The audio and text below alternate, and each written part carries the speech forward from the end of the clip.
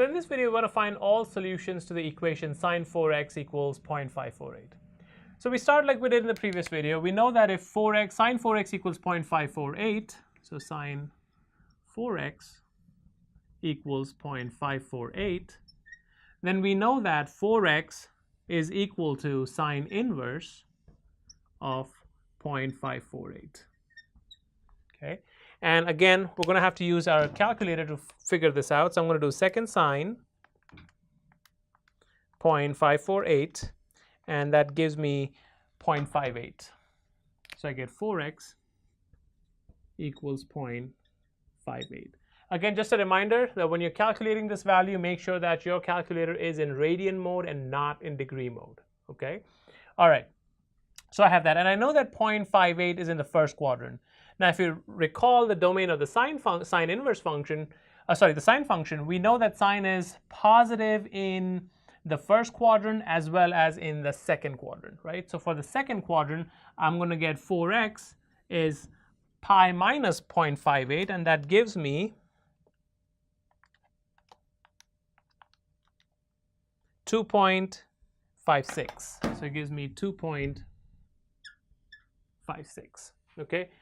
Also, sine is a periodic function, so this is going to be plus 2n pi plus 2n pi. Okay. So I'm going to get 4x equals 0.58 plus 2n pi, and 4x equals 2.56 plus 2n pi. Now, we're not solving this for 4x. We're actually interested in finding the value of x. So I got to divide both sides by 4, and I'm going to get x is equal to 0.58 plus 2n pi divided by 4, okay, or I'm going to get x equals 2.56 plus 2n pi over 4, and I can simplify that as x equals 0.145 plus I can divide, it's a common denominator, so I can divide both of these by 4, and this would be 1/2 n pi, all right?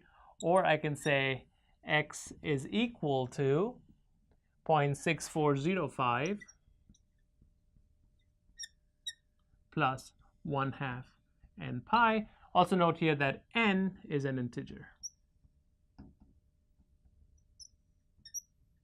Okay, so these are all my solutions to the equation sine 4x equals 0.548.